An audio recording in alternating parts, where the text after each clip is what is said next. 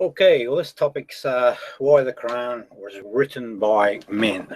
And the simple test to apply across the Quran is, does a verse look like it was written by a creator of the universe who should know everything about his creation, or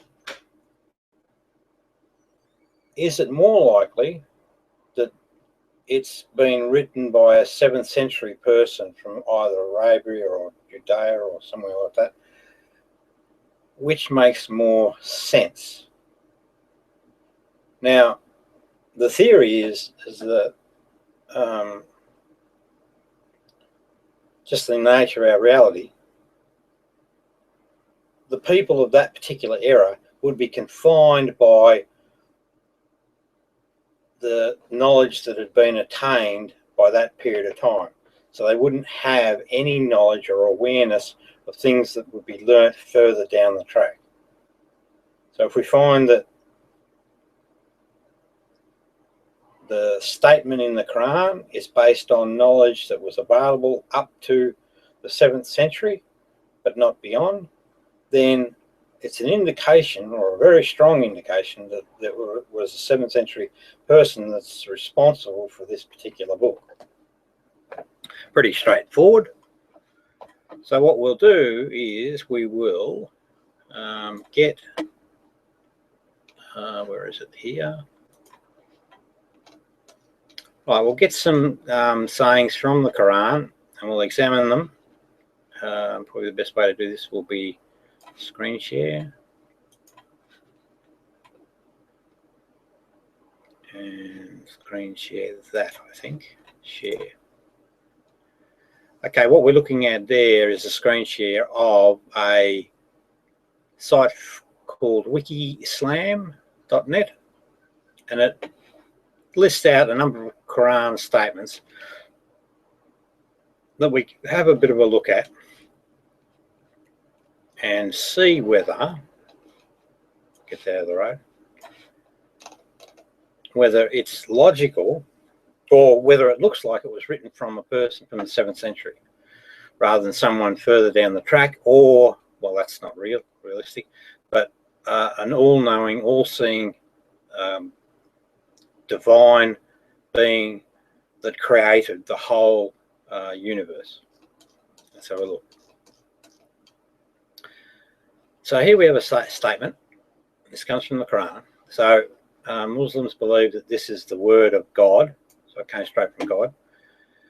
A token unto them is night. We strip it of the day, and lo, they are in darkness. And the sun runneth on unto a resting place for him. That is the meaning of the mighty, the wise. Well, that second part there, the sun runneth on unto a resting place for the sun. So that's sort of, that really sounds like the mindset of a 7th century person who hasn't travelled around the globe and doesn't know that the sun never rests. And we orbit around the sun. So the Quran mentions numerous times. The Quran mentions numerous times that the sun and the moon travel in an orbit. So they're aware of that, the sun and the moon moving around their world. But what they're not aware of in the 7th century is that the Earth is actually rotating and traveling. It has its own orbit. And this is consistent with Earth-centric, geocentric views of the cosmos that places a motionless Earth at the center of the universe and all heavenly bodies travel around the Earth. This was the prevailing understanding of the universe prior to the 16th century. So it's well up there. So there's definitely, it's definite here, very clear, that this is an example of the mindset of the 7th century person. if you think about it, it could not be any other way, because people, humans at that particular time, had limited knowledge. They simply did. I mean, I take the view that gods don't exist, that they're a fabrication. So if that is a true statement, then what we would expect to see is that the writings reflect a person ignorant of certain things that we know today. But you can't say the same of an all-powerful creator, because that what we'd expect to see then, if it's because these sayings come from a god, we would expect that that all-knowing, all-powerful creator would have an accurate, the description that we get would be amazing to us. We'd look at it and say, no, this has definitely got to come from some other source, because 7th century people just simply didn't know that the earth rotated. So if the saying said something about earth rotation, information that was not, then we could say, yes, definitely it came from another source, or there's got to be another explanation. But we can say quite clearly here, because what we know about the knowledge of people and the relationship between the earth and the sun, etc., this is definitely from a 7th century mindset.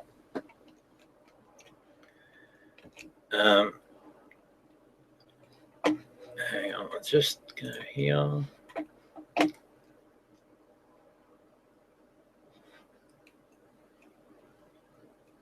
What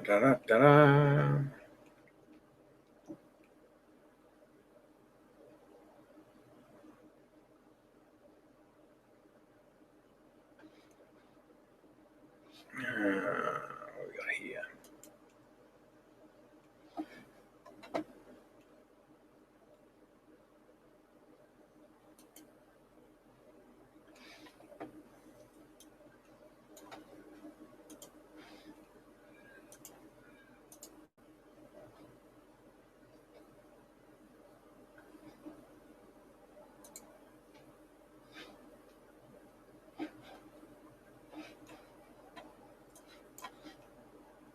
Better believe it.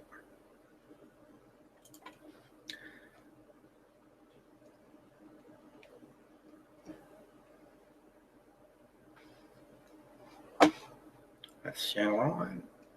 And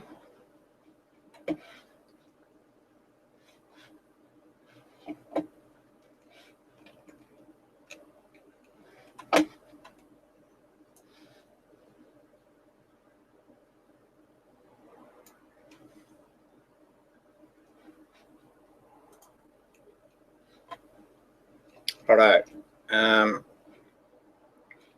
I'll just send an invite out to see if anyone else wants to come along.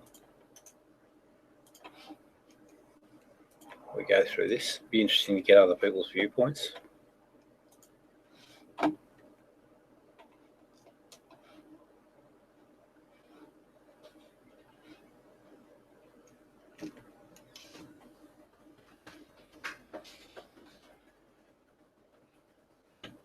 Hello. How are you? Cranky? No, it was dinner. Yeah. I had a good session, but it's hard work. It is. And that's what you sort of think. From your perspective, you probably look at it and say, wasting your bloody time and all of the rest of that. And simple solution, just kick them out. You know, don't put up with their nonsense. But for me, it's about understanding these wrong thinking ideas and how you get them to. So I put up with a lot of shit. I mean, I got criticised for not kicking people from the room. And I bore people, all sorts of things. But it's just the nature of the beast. Do we eat any more pizza? Not that I know of. Hmm. If we do, I just tell them to, if we get any, next time, if anyone turns up with them, I just say, we'll just tell the people just to disregard anything for 67 South Road and just get the take note of the IP address or the telephone number or whatever, because they can track the IP addresses.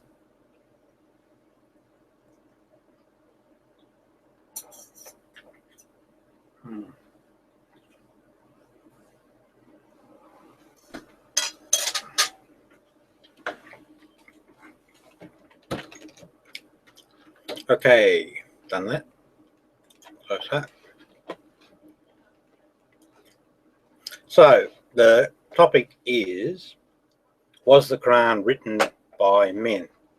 And we've looked at, I'll just go and change back to this. There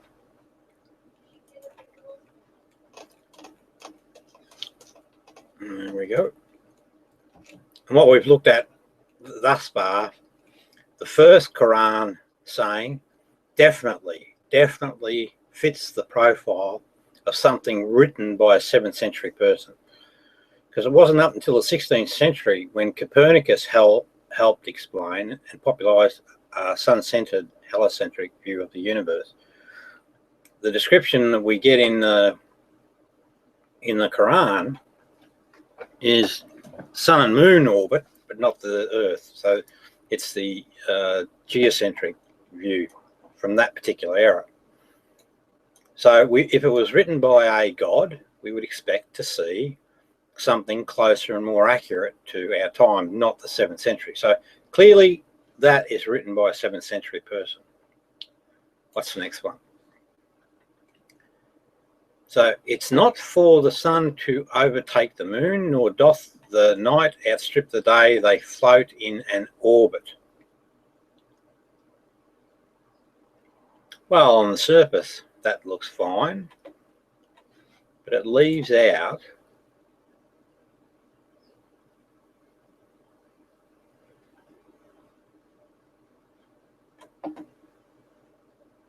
so some apologists try to explain away the Quranic description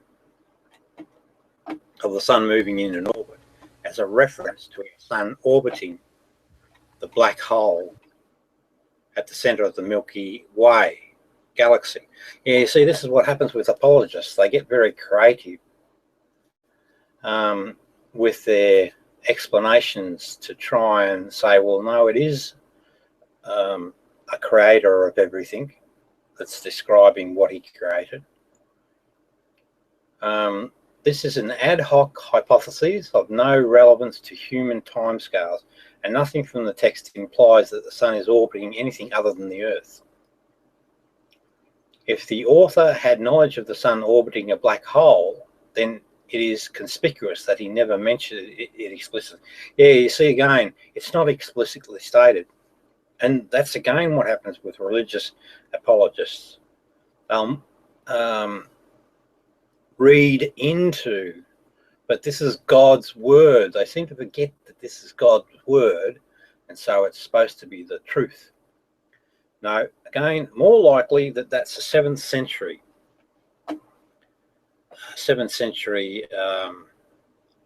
Arabian human or a Jewish person.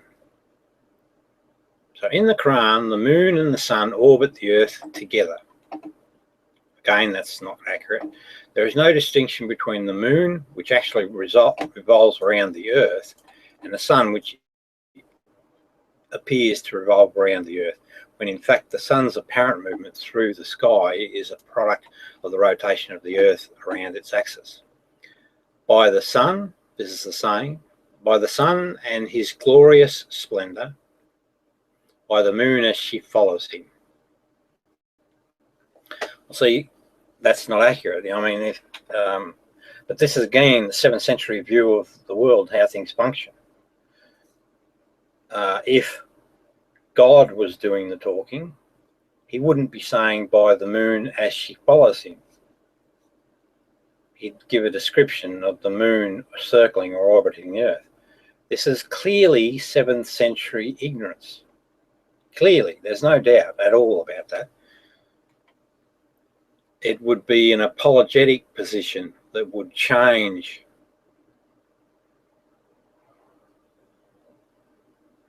this statement and, you know, make it look more like other than what it actually is. The Arabic word translated follow, and this is a common problem too. Apologists take advantage of the Arabic translation to say, oh, no, that's not what it means something else. But the Arabic word translated follow is primarily defined as to follow, go or walk behind, follow in any way or imitation of action, etc. And it is often used for animals like camels following behind each other. This is very much compatible with and suggestive of a worldview in which the moon and the sun traverse the same or similar paths after one another, which is what a 7th century person might believe from observing the sky. The choice of word is not suggestive merely of appearing one after the other. It's not. It means follow. As night follows day. And, you can understand that, but they had no better information, so that's how they thought the world worked. And they would write with confidence because they would believe that they understand everything that's possibly knowable through their own experiences and the way that they express their understanding of things, and it'd be based on observation. So for them it was quite true. And it is he who created the night and the day, and the sun and the moon, they float each in an orbit. So again, we've got this concept of them being part of an orbit. Sorry. Hello? Yeah. Yeah.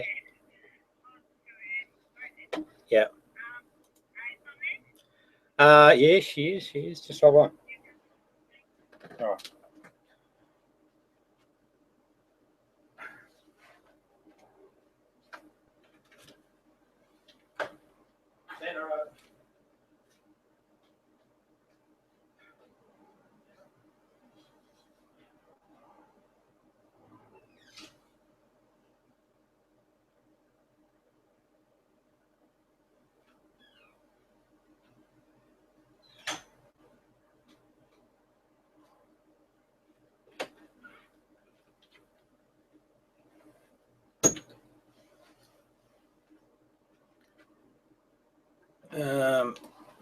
Okay.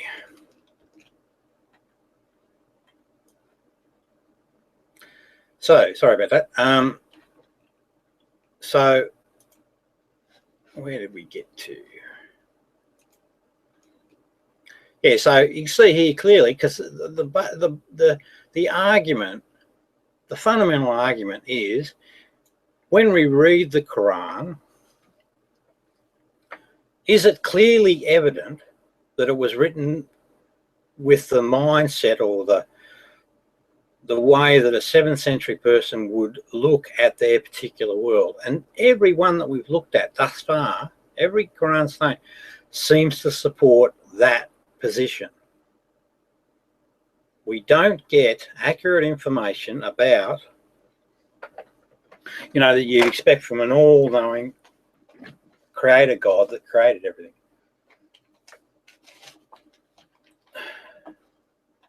Let us continue. And he it is who created the night and day, and the sun and the moon, they float each in an orbit. So again, no earth rotations or no earthly orbit. Hast thou not seen how Allah causes the night to pass into the day, and causes the day to pass into the night, and hath subdued the sun and the moon to do their work, each running unto an appointed term, and that Allah is informed of what ye do. See that there is interesting. This and Allah is informed of what ye do. Oh, hello. How are you, boys? Hey, Patrick. Hey, Patrick. Hello.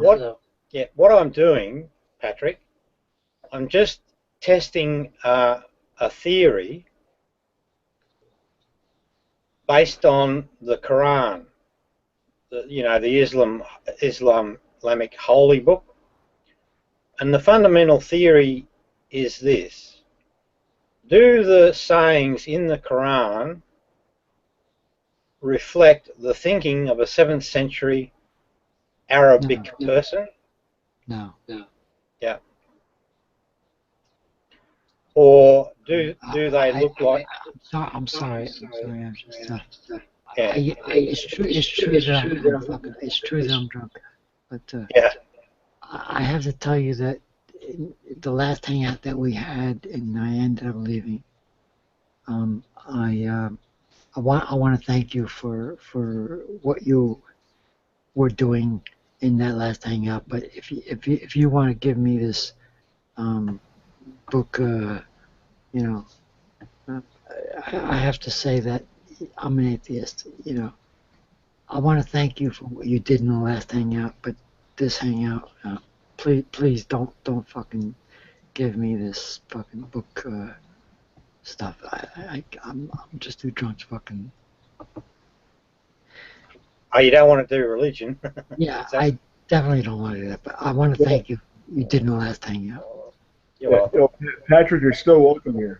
So hang around. I want listen. What he did in the last hangout was absolutely wonderful. He was trying so hard. He was trying so hard to slap that fucking idiot in the face, and he was doing it in a better way than I could ever fucking. I can never do what he did. As far as slapping somebody in the face, I can never do what he did in the way he did it. But in this hangout, if you're gonna sit there and give me this Quran Bible bullshit, please don't do it. All right. Well, we'll wrap it up there. I mean, I've made a point. I could go on. The evidence is very clear in my opinion. I don't even think it's opinion. I think it's fact that these verses are from the mindset of a 7th century person, and not a creator God at all. It's just abundantly clear. So what that says is that it's a false document. Rob, what you did in the last hangout, I couldn't do what you did in the last hangout. Ryan is a fucking asshole, and you were able to fucking have the ultimate patience with him. I could not have that patience that you had with him. So you actually. but I gotta tell you, I am an atheist. But you did what I was not able to do with Ryan. Right? Fuck Ryan, and you were able to slap him in the face, and I could not.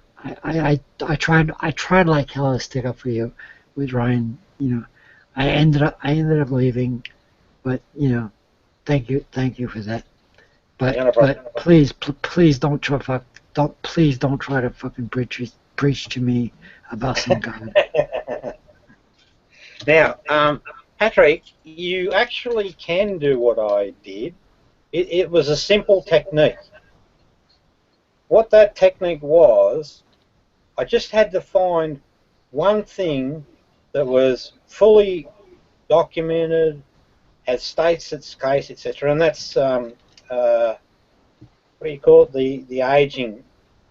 I'm too drunk. I'm too drunk to fucking think about that right now. I'm just.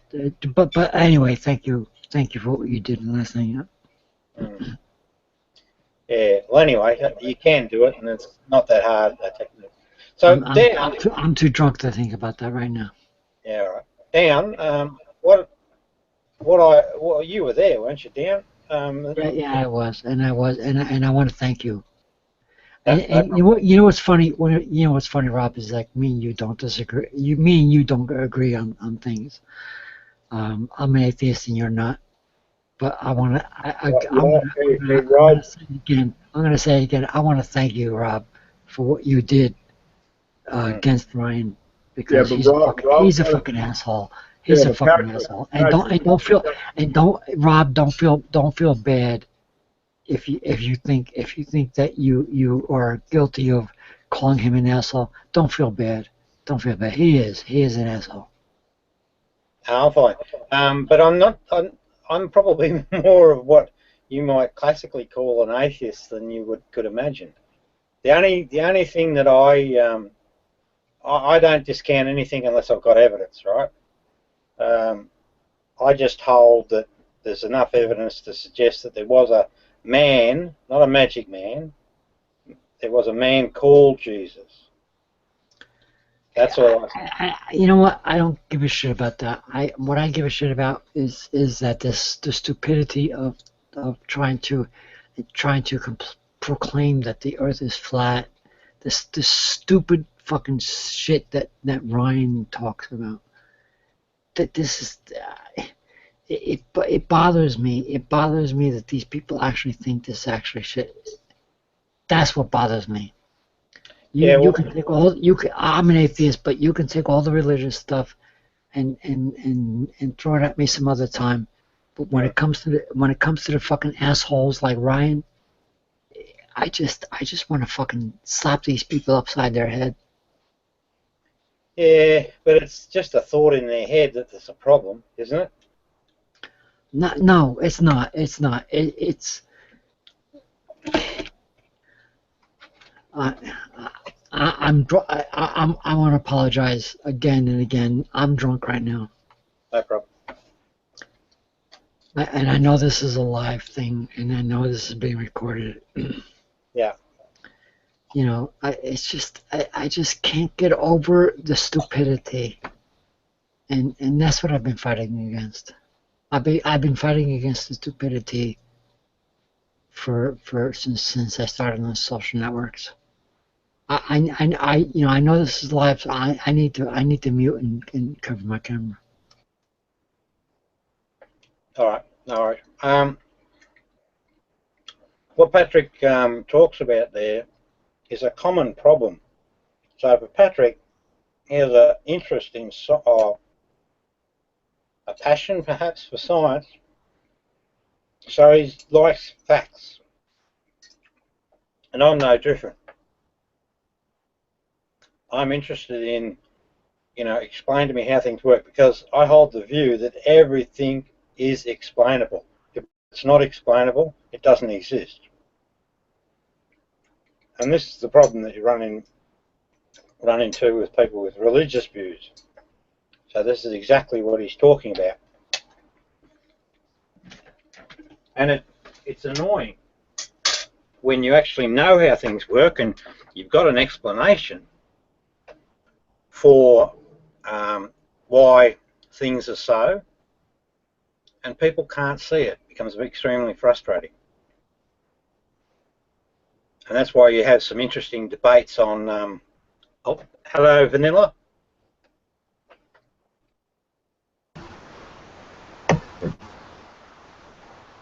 Hello, Vanilla. Hey, Rob, do you remember Vanilla from way back when? No. No, I don't. Why? Tell me. He's a pretty good person. He talked to you in the past as well. Okay. What's Vanilla? What's your interest, or?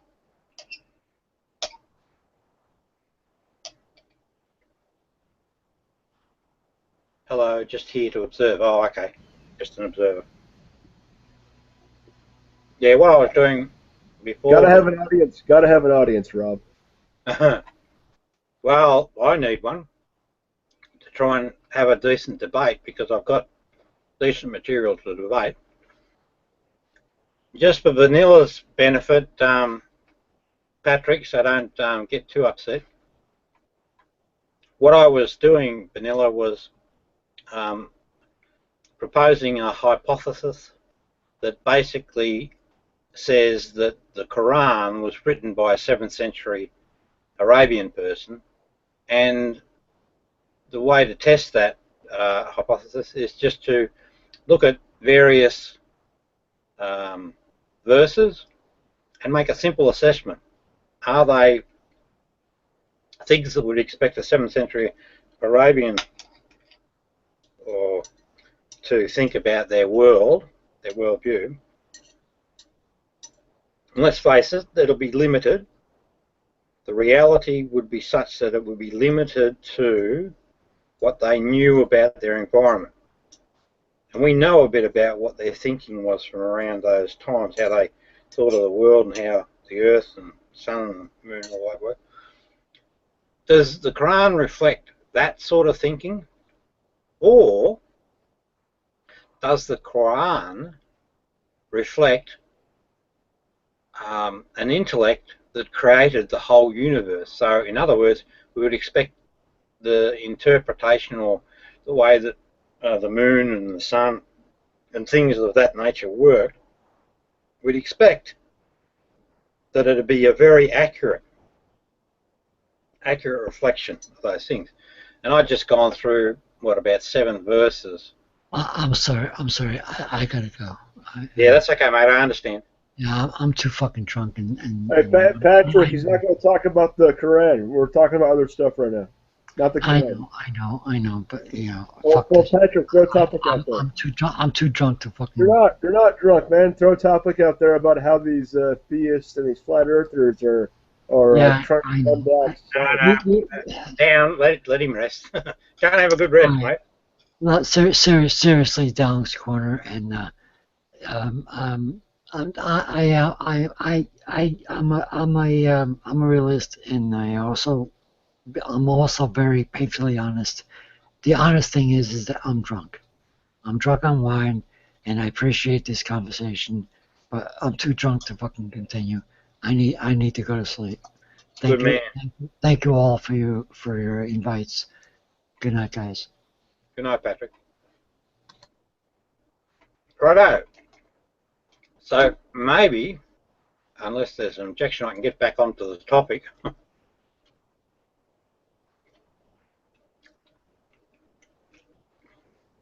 So the next one is the setting and rising place of the sun. The Quran assumes a flat earth. See, that's interesting. I don't know whether the 7th century people knew that they lived on a flat earth. Hello, Vanilla. Oh, we've got 2 vanillas. I don't know whether folks of the 7th century were flat earthers or not. It's certainly back around the 538 BC, certainly around those times they were flat earthers. But the Quran assumes flat earth, which has physical places into which the sun sets and rises from. Since the earth is a rotating sphere, the sun does not set in any particular place, and you can never travel to the spot where the sun sets, nor a place where it rises. The sun appears to set or rise on the horizon no matter where you are on the planet. In these verses, that's the ones to come, the author propagates a popular legend from the 7th century of a man named Wny the Quran, who visits the places where the sun sets and rises. Here he finds the sun going down in a muddy spring and later rising on a tribe with no coverings. So these are the verses, and they're actually in the Quran, and you've got to remember that from a Muslim perspective, this is the perfect writings from God. Till when he reached the setting place of the sun, so the author is saying there is a setting place of the sun, he found it setting in a muddy spring and found a people thereabout. We said, "O Wny the Quran, either punish or show them kindness." So it's using a popular legend. So I suppose an apologist might say, they're just using a legend there. It's not real. till when he reached the rising place of the sun, he found it rising on a people for whom he had appointed no shelter therefrom. Yeah, I mean, yeah, that, you know, dodgy sort of thing, because it's a bit open. People could argue that it was just a legend, but certainly I think it reflects the thinking of a 7th century person. Well, hang on, there's a point. There's a point. Because remember, this Quran's coming from, this Quran is coming from, supposedly, an all-powerful, all-knowing God. Yet it's using a popular legend that was around in the 7th century to describe things. This is definitely a strong indicator that this is from a 7th century human. What do you think, Dan?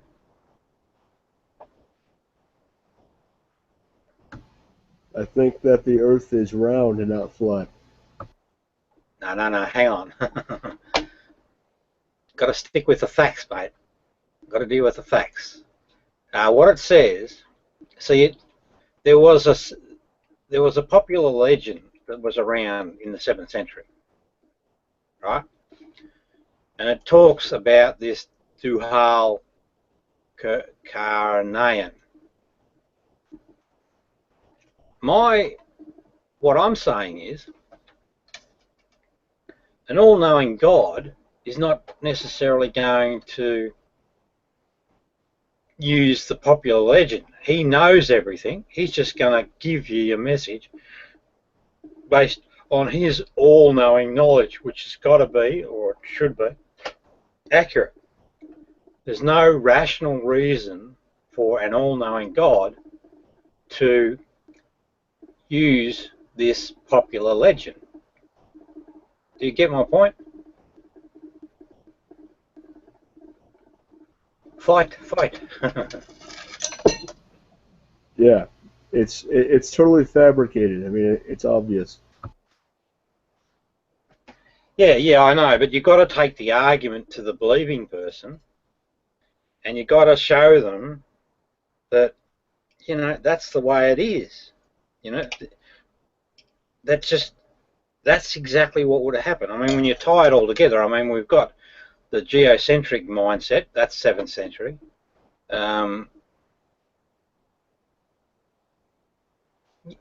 me, you know, if you find one flaw, then that's the game over. But these guys seem to have multiple information. But I'm quite confident that this information definitely came from the hand of a human being that had a mindset based in the 7th century. Let's have a look at these stars and missiles shot as devils. And then we might move on.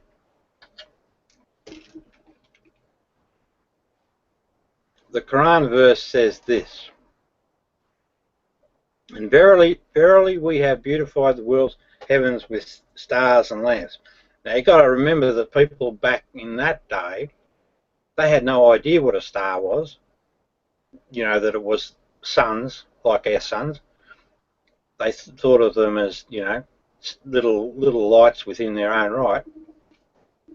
And we have made them missiles for the devils. Now, the stars aren't missiles, but what they would have had and witnessed in those days is shooting stars. And for them, we have prepared the doom of flame. And for them, we have prepared the doom of flame. So you're talking about meteorites, and meteorites aren't stars. So it's impossible to say that that was written by a god, because he'd know better. There was another one that I remember, and it spoke about stars sitting in the first of 7 heavens. Again, you can see how that would be the way people at that particular time lived, because they believed that there were 7 heavens. But that's not the reality. down, can you not see how ridiculously obvious these flaws are? Yeah. So Seven heavens. I don't know how one jumps in that direction, even with the writings. That's bizarre. yeah, so yeah, well, you know, you can explain, you can understand it if you're a 7th century person, right? That's the way they view the world, and you know that's where they got their information from priests and tradition and all the rest of it. So you know, it makes perfect sense that that's the mindset of a 7th century person. It's not what you would expect to come from an all-knowing, all-seeing, powerful creator of the universe. You'd reckon he'd be able to describe the universe. But here's my issue. If it's so bloody obvious what's going on here, why the hell does Islam still exist?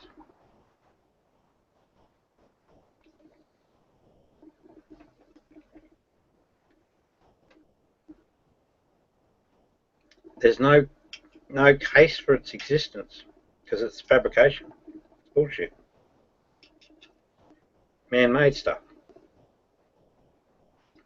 So I'd really love to have a chat with a Muslim. Yeah, sorry, go ahead. Islam exists because the followers of it want it to exist, and they don't want reason or rationality. Yeah, but you get guys. There's a guy called Dr. Zake. Can't think of his first name now. But this guy is a so-called educated guy. He gets up and he basically speaks. He's the voice of Islam, or one of the voices. Can no one see, you know, through the bullshit and pull him up? How do they get away with it? That's what, you know, that's what makes me curious. How do they get away with an obvious fairy tale?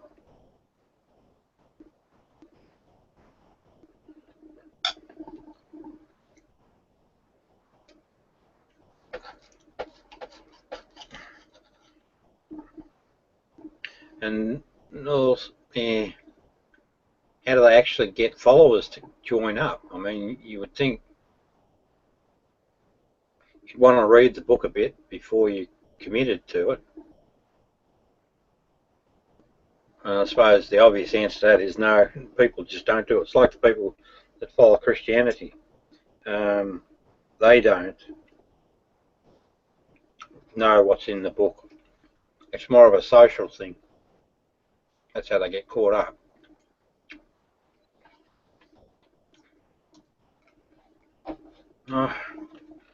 See, this is where, remember with Patrick and his frustration with Ryan,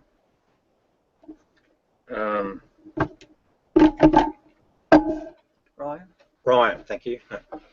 Patrick's frustration with Ryan, because Patrick knows what he knows, and he knows it's actually true. It's the truth. Ryan holds views that are ridiculous. And of course, there's a clash between the two. Ryan. And this is why he gets annoyed and frustrated, and quite rightly so. I mean, it's very frustrating when you know the actual truth of the story. You can see clearly what goes on. You can see the fabrications. You can see the abuse. Yet it still persists. And that's Patrick's frustration. Anyway, mate, anything you want to talk about?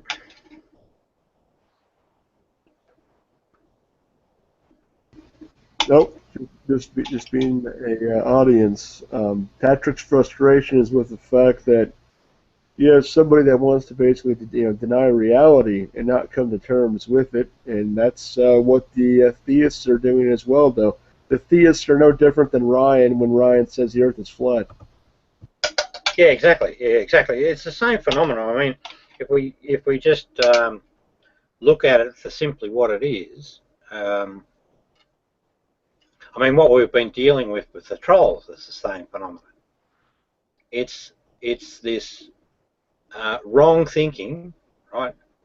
You know it's wrong. You know clearly it's wrong. But if you confront that belief, this idea held in the head, if you confront it, you get this annoying objection, and they won't listen. They won't listen to evidence, and also when you call on them to give evidence, they'll avoid that, because there are certain points in religion that they have nothing, particularly the book of Daniel. Same with the Quran. There's no responses, legitimate ones. You could have apologetics, but there are no legitimate responses to the claim that the Quran was written by a 7th century mindset. It just isn't. And that was like with Ryan when he's talking about dinosaurs. And he was, he's just trying to structure an argument that, says dinosaurs are latecomers onto the earth, or they never existed. I don't know. But when you present that evidence, or you say, well, look, on our side, the truth seekers, we say that radiocarbon dating tells us clearly that these are old objects or old bones. Now, in a normal debate, and we could provide evidence for that, the science behind it, normal debate, he then is challenged to go and give or provide his counterposition to show why radiocarbon dating doesn't work or is a fallacy. And he doesn't, he can't, never will. Same with the book of Daniel. That's a fabrication of prophecy. I can present a complete argument explaining all of the positions to explain why it is a fabrication of prophecy. When you then turn to Ryan to give his evidence to say why it is a prophecy, he can't. Again, it's not possible, because it never happened. It's what it is. But that's where, for me, it's never been about anything other than this particular problem, where a person holds an idea that has no basis in reality, right, such as God. They have this idea in their brain that God's real, and that's the only place it's real, by the way, inside their brain.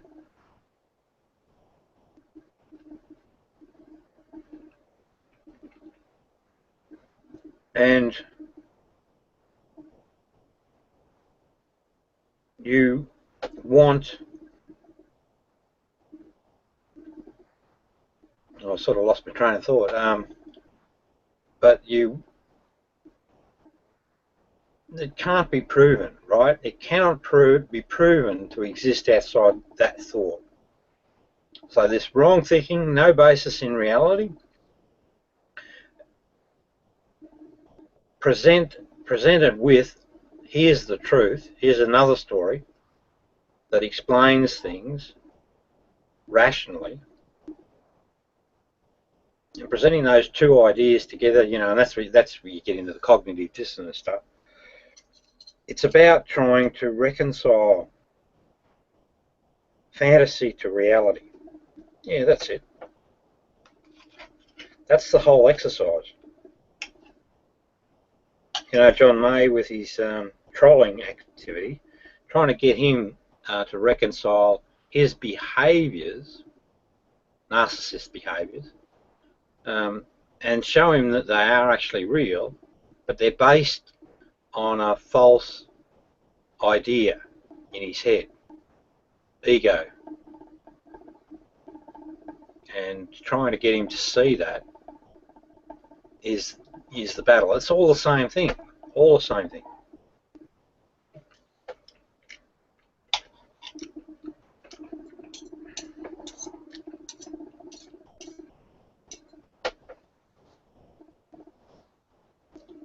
What's happening over your way down?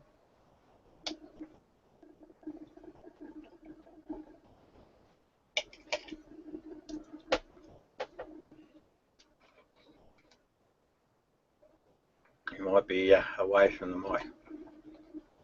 Well, I've got some viewers there, so I might read some more Quran.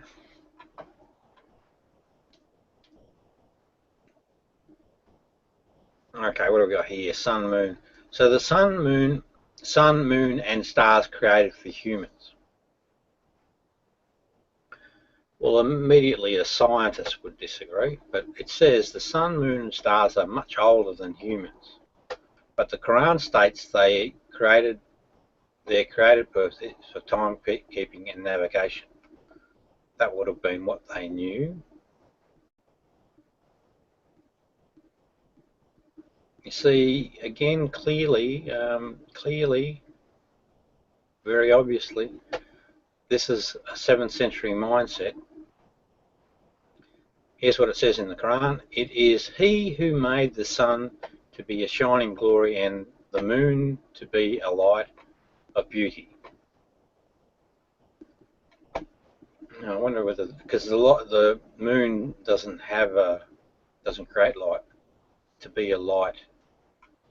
What about reflection of light?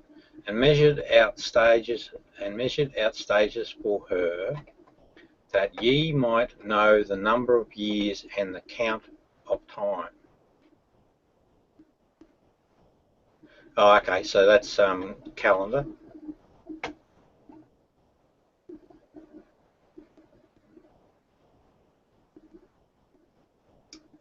That's an interesting interpretation. It's not quite the reality, though. We devised time based on the movements of the objects. So, again, that's the reality.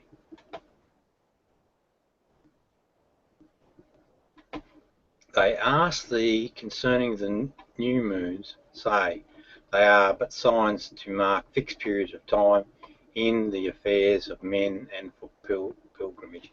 So, you know, it's sort of promoting the idea of a God setting all of this stuff up. A God setting all of this stuff up.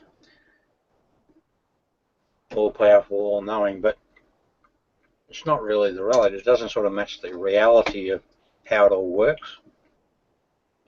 You can see it's done from the mindset of a person that's from the 7th century. 7 planets in the universe. It goes on. There's a heap of stuff here.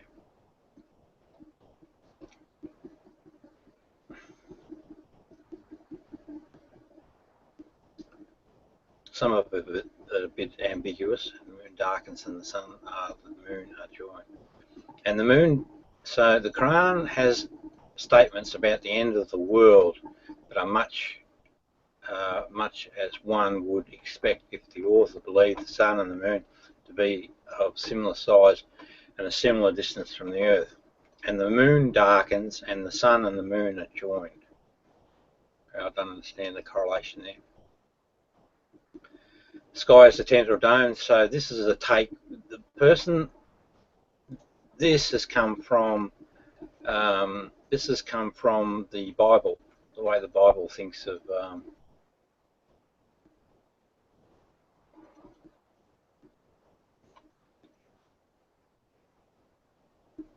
when when the heaven has its covering removed. Yeah, that's sort of the dome thing, the dome position that you get out of the Bible, and we know that that's not correct. So it's not accurate to the way that the world actually functions. There's an ignorance of the North and South Pole, biology, embryology. So the Quranic version of that has some probably what is it, about 300 BC Greek thinking, but it's certainly not accurate at modern times. Yeah, I've seen enough. I've seen enough. Definitely, here's my conclusion. The Quran is man-made. Definitely. No doubt at all. I happen to know something else. I know that the book of Daniel is a forgery, and it's in the book of the Daniel that Angel Gabriel was created, or made up, better. So there's no way that Muhammad could have spoken to a sky god. Not possible. Angel Gabriel was a fabrication. So people, shut down Islam.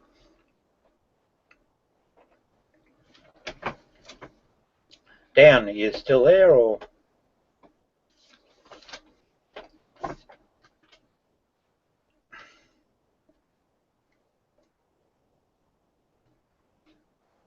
Mm-hmm.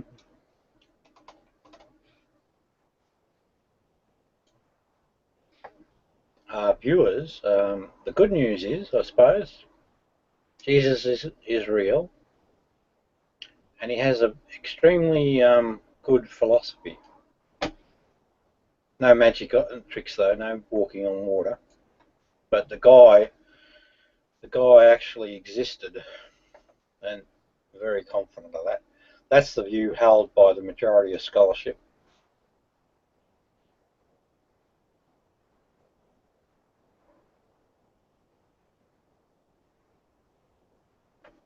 And there's a collection of sayings. They call it the Gospel of Thomas, but it should really be called the Gospel of Jesus. And it was rejected by the Catholic Church, or Roman Catholic Church.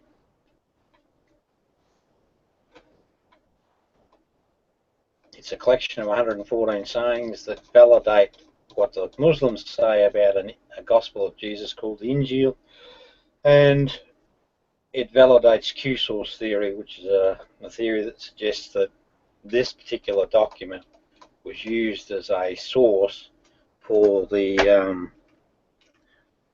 Gospels of Mark, Matthew, and Luke. That's it there. It shouldn't be called the Gospel of Thomas, because if you actually look at it, so some people obviously haven't taken a look at it, but it's only 114 Jesus sayings, so it's got nothing to do with Thomas's. Thomas is just the scribe.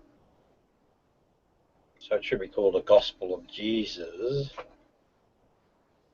And 61 of these particular sayings are found and bastardized in the Bible.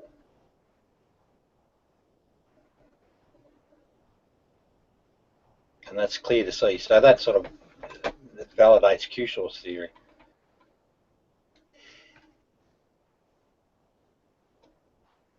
So many obvious things. Down, are you there? I sort of might call it quits.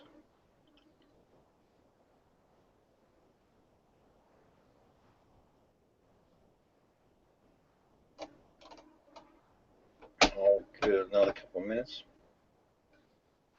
I mean, you guys, the viewers, whoever you may be,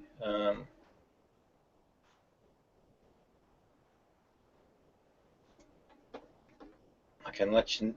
This Gospel of Jesus sayings is actually quite accurate. There's no spooky stuff in it at all. Although the wording on it might sort of make you think, oh, it's religious hoo-ha. But it's actually quite philosophically sound, and it describes the enlightenment journey, what that means and how to get there. It starts with the first saying, and he said, whoever discovers the interpretation of these sayings will not taste death. That's a common phenomena or a common fear that we have as humans. It's fear of our ultimate termination. And when you come to this enlightenment stage, then you lose that fear of death.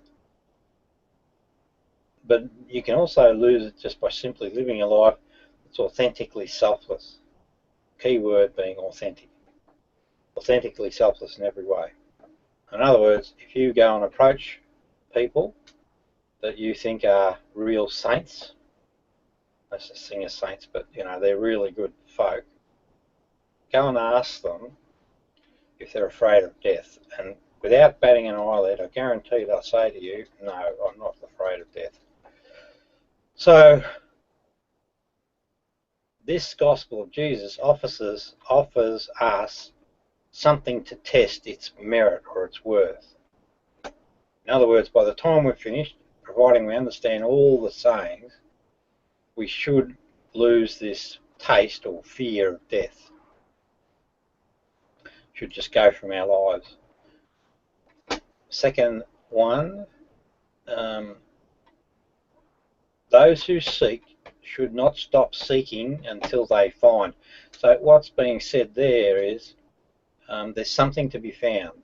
Keep going, don't give up. Now, not giving up in life is an important characteristic. But he's not saying there's something to be believed. He's saying you've got to find something real. When they find, they will be disturbed. Well, what that means is that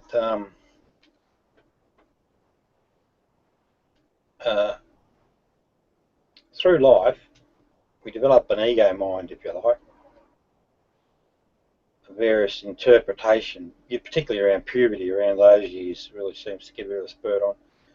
So we get this notional idea, or this idea of who we are. It's not dissimilar to taking on beliefs. Same thing. I call them belief bubbles in your head. When you find the reality, and what he's talking about there is the duality of what the Cherokee called two wolves inside us all. When you find that, there's a disturbance because you've got to actually reconcile your behaviours, the way you functioned based on your ego mind, with the real world, and where you've been behaving badly. That's the disturbance. So there's a call for reconciliation, apologies, whatever. When they are disturbed, they will marvel. That's true as well, because what that means is that you actually have a different perspective of the world. So no longer is it just this ego mind of yours that's how you interpret the world. You actually see it more realistically, and you understand these two elements that are in every person. You understand why they behave the way they do, how it's their ego mind affecting their behaviour. And that's a bit of a marvel. The reason it's such a marvel is everyone's equal. It's true. And then you will reign over all that means. It doesn't mean that you become a king of the world or anything. It just means that you understand things, so you have a better appreciation of what's really going on with folks. And after they have reigned, they will rest. So the search is done, so there's no more mental anguish or mental thing. You just live life and choose to be a good person, an authentically selfless person. Then all works well. The next one, and this is where it probably gets back into, sorry, that's the enlightenment journey. That's it in a nutshell. That will never change, and it's completely accurate. I'm sure if you got a hold of a Zen Buddhist, they'd confirm that it's spot on. And Jesus said, if your leaders say to you, look, the Father's kingdom is in the sky, this is where it gets a little religious-y. If your leaders say to you, or looks like it's religious-y, look, to the Father's kingdom is in the sky, then the birds of the sky will precede you. If they say to you, it is in the sea, then the fish will precede you. So they're references to the time in the days of Jesus. The Pharisees worshipped Yahweh, and the Romans also, I think, had Jupiter or someone of that ilk. And then there was also Neptune somewhere in the mix. So what Jesus is saying is that if your leaders do that, tell you that, it's basically rubbish, right? He's really having a crack at the leaders of the day. And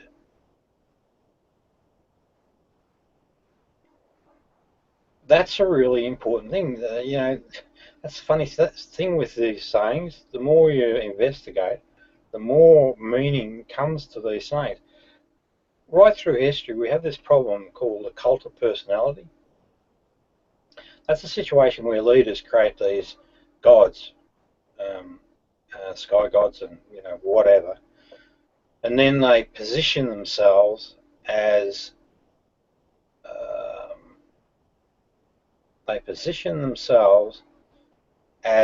voices for these fictitious gods. So here we've got Jesus saying, if they tell you they're in the sky, it's all nonsense. What he says then, rather, the kingdom is within you and it's outside you. When you know yourselves, then you will be known, and you will understand that you are children of the living Father. But if you do not know yourself, then you live in poverty, and you are the poverty. So this is what he's using the vernacular of the day, but what he's talking about there is just coming to authentically know yourself without the bullshit, without the ego spin.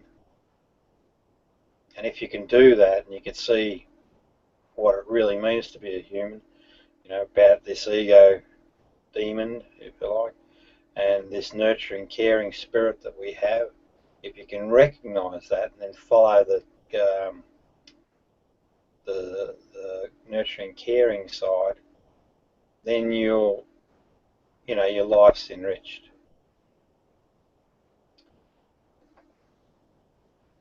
Right, Dan, are you there yet?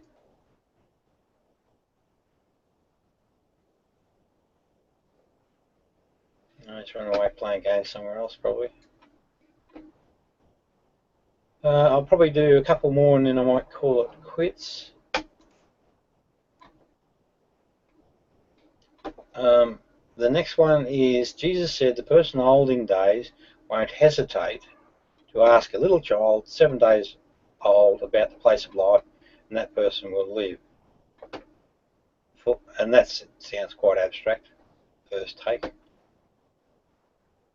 Many of the first will be last and will become a single one. What he's talking about there is this duality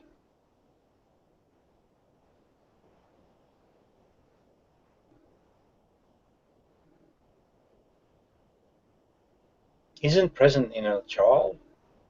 They're just a perfect child. There's no ego mind in play. So he's saying the person holding days, so this is the wise person, won't hesitate to ask a little child 7 days who can't talk but is perfect in nature, simply just are, about the place of life, and that person will live. So what he's saying is that old wise person is aware of this reality. because of that, they live. So the thing is, when you're enlightened, you just get to live a good life as possible. For many of the first will be last and will become a single one. That's true actually too, because what happens is a lot of people go through life developing a notional idea of reality, and they take that notional idea to the grave, and they just don't get to. But he says something, and will become a single one, and I thought, really, that's interesting. That sort of, does that mean that when we die, we actually come back to the one? Well, certainly, if you're dead, you're not the old ego mind's given a rest. What's next? Jesus said, "Know what is in front of your face, and what is hidden from you will be disclosed to you. Will be disclosed to you. For nothing is hidden that will not be revealed, and there is nothing buried that will not be raised." What he's talking about there is that, when you're on this enlightenment journey, there's nothing hidden. Nothing will change in terms of the physical world by this particular journey. There's nothing hidden away. It's just about an awareness of what's real and what's notionally created. All right, I think that'll do. So down, you're not here, I'm going, gone.